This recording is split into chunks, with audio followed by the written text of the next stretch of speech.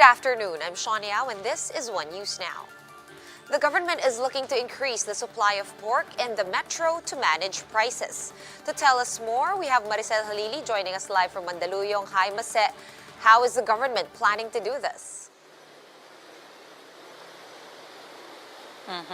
Yes, Sean. During the cabinet meeting last night, the president, together with the cabinet secretaries, discussed the problem with the supply of pork due to the African swine fever. And so earlier, presidential spokesperson Harry Roque mentioned that aside from imposing price cap on selected pork products, they are also planning to import pork products from Visayas and Mindanao, from those areas that are not affected by the ASF. And probably they will also consider importing products from other countries. But this will be their last resort because products from other countries are much cheaper as compared to local products. And so it might kill the local farmers, the business of the local farmers. So that'll be their last resort. That's definitely something we've seen with other agri-products as well. Now, by February 8th, that is on Monday, the price ceiling will now be implemented. And by then, will pork products in supermarkets also be subjected to the same price caps or just in markets? This is also one of the considerations raised by some of the cabinet secretaries during their meeting last night. Secretary Roque mentioned that he personally agreed with the recommendation to impose price cap also in the supermarket. Because if we compare those who are selling pork products in the wet market and the supermarket are most likely to import pork products from abroad, which is much cheaper. So they have to monitor the price and ensure that they are not taking advantage of the price of the pork.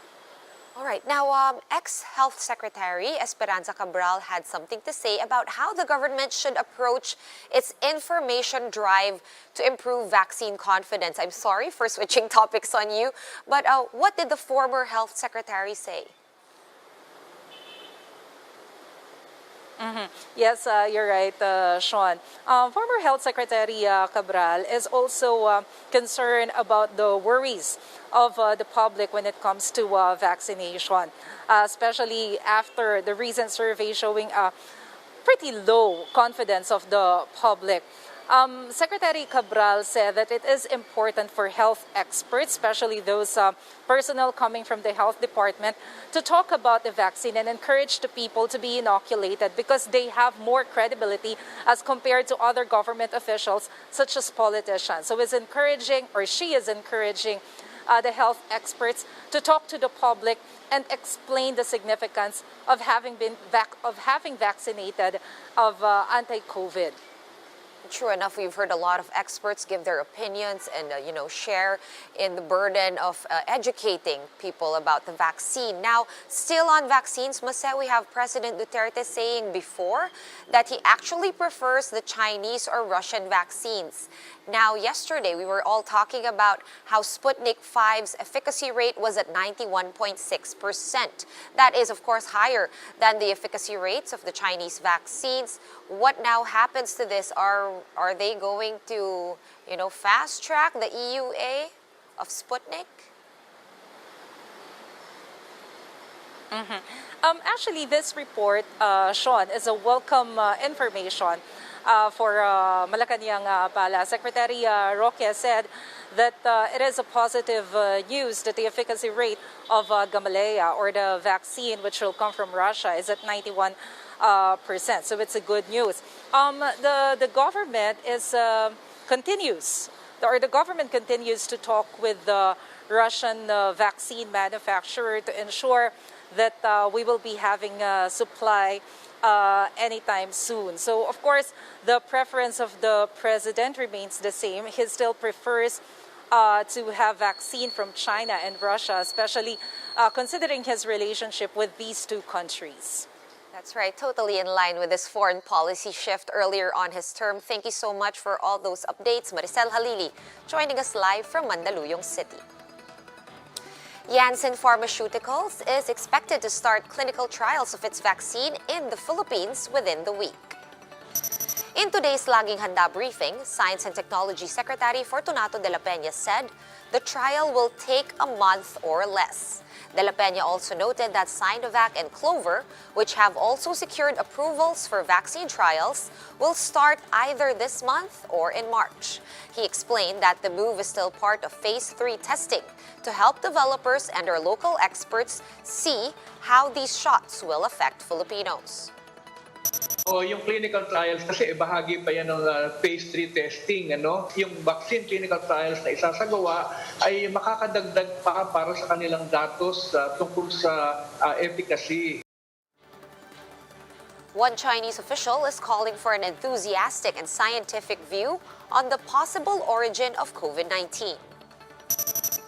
Foreign Ministry spokesperson Wang Wenpip said this after a team led by the World Health Organization visited the Wuhan Institute of Virology as part of their probe into the origin of the virus.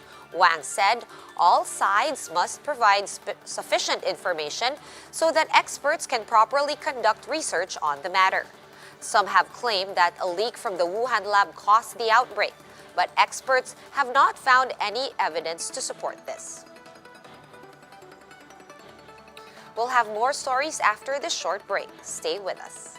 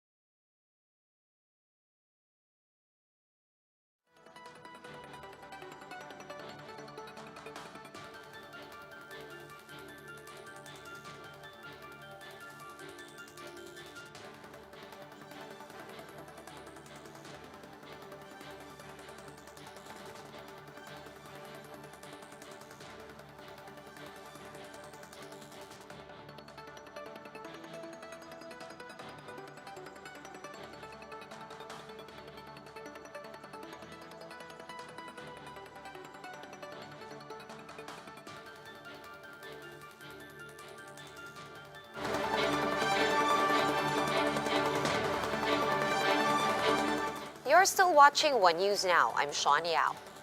The Commission on Elections will open voter registration on Saturdays starting this month. In an interview with 1PH's Sa Totoo Lang, Comelec spokesperson James Jimenez said this should encourage more people to register for the 2022 elections. Jimenez added that only 1.2 million have registered so far, quite far from their 4 million target. That's because one of the problems with the registration is that bumagsak yung capacity ng Comelec offices to conduct registration. We're trying to correct that now by, as you said, adding more days to the week. And President Duterte has approved the purchase of 15 additional Black Hawk helicopters. In a press briefing, Cabinet Secretary Carlo Nograles said the acquisition will address the deficiency in heavy-lift helicopters at the Philippine Air Force. It was last January's fatal Huey crash in Bukidnon that convinced Duterte to approve the purchase of new choppers. This procurement will give way for the decommissioning of all Huey helicopters. This was the fourth such crash since July of last year, and the President wants to end all these tragic deaths. Our servicemen and their families deserve better. And police in Myanmar have filed charges against ousted leader Aung San Suu Kyi for illegally importing communications equipment. Police said they found 6 walkie-talkie radios in Suu Kyi's home, which were allegedly used and imported illegally. She will be detained until February 15 for questioning, according to a police document. Suu Kyi and other politicians have been held since Monday. A separate document showed police also filing charges against President Win Myint for allegedly violating COVID-19 protocols. For more updates, visit News 5, The Philippine Star, and Business World online. Visit our website, onenews.ph, for more in-depth analysis. You can also catch One News on the Signal Play app. Register for a free account at www.signalplay.com and stream One News Live anytime, anywhere. I'm Sean Yao. We are One News.